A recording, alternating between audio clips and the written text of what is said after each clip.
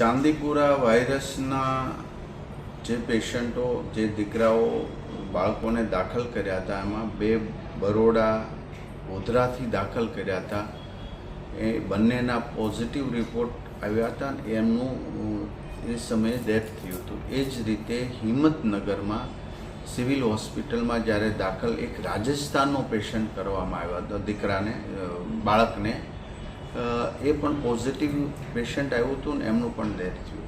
તો ચાંદીપુરા વાયરસથી અત્યાર સુધીમાં 3 બાળકોના ડેથ થયા છે અને એક બાળક વિસનગરનું છે જેને અમે વડનગર હોસ્પિટલની અંદર દાખલ કર્યું છે જે પોઝિટિવ છે. એટલે આ સાવચેતીના ભાગરૂપે અમારી ટીમ બધી જ જગ્યાએ કામગીરી કરી રહી છે.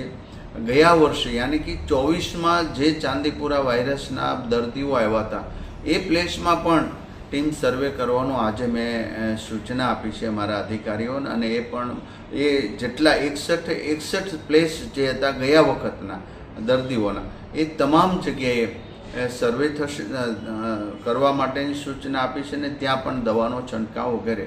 સેન્ટ ફ્લાય નામની આ જે માખી છે એ જે દર્દીઓ જ્યાંથી ગોધરાથી વગેરે ત્યાંથી દર્દીઓ મળ્યા હતા ત્યાં માખી પણ મળી હતી. અને આ માખી એ ચાંદીપુરા વાયરસના વાહક જ હતી.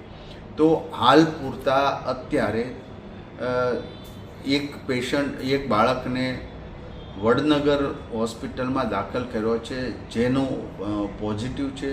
અન્ય કોઈ શંકાસ્પદ હોય તો એનું દરેક જગ્યાએ સ્ક્રીનિંગ કરવું. પ્રાઇવેટ હોસ્પિટલમાં પણ દાખલ થાય તો સરકાર સાથે સંકલન કરવા માટેના ચાઇલ્ડ સ્પેશિયાલિસ્ટ ડૉક્ટરોને પણ આજે સૂચના અમારા અધિકારી દ્વારા આપવા માટે મેં કહ્યું છે. તો અત્યારે અમારી ટીમ સંપૂર્ણપણે ચાંદીપુરા વાયરસમાં જ્યાં જ્યાં કેસ શંકાસ્પદ હોય અથવા તો કેસ મળ્યા એ તમામ સર્વે થઈ ચૂક્યો છે. ત્યાં દવાનો છંટકાવ થઈ ગયો છે.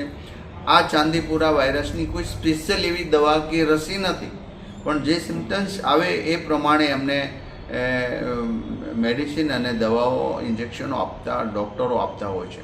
માટે અત્યારે કોઈ જ એવું ગભરાટ ફેલાવવાની એ જરૂરિયાત નથી, પરંતુ સાવચેતી રાખીએ આપણે કે બાળકને તાવ આવતો હોય કે તુરંત પહેલું થયું તો નજીકના સરકારી દવાખાને અથવા PSC CSC સેન્ટર કે સબ સેન્ટર હોસ્પિટલ પર એમને લઈ જઈ એમની સારવાર માટે કરીએ છીએ.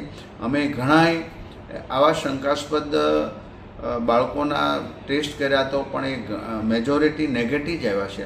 3 બાળકોના મૃત્યુ થયા છે, એમના પોઝિટિવ રિપોર્ટ હતા અને એક બાળક અત્યારે દાખલ છે એ પણ પોઝિટિવ છે. એટલે અન્ય જગ્યાએ કોઈ ગભરાટ ન ફેલાવતા ફેલાય એ માટેની હકીકતની જે માહિતી છે અમારા આરોગ્ય વિભાગનું જ માન્ય રાખવું.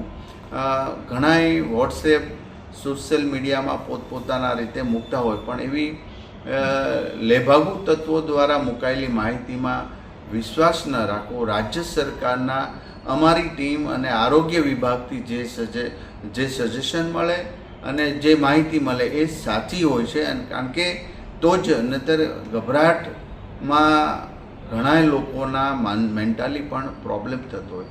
તો એવી ગભરાવાની જરૂર નથી. ટીમ સતત કામગીરી કરી રહી છે.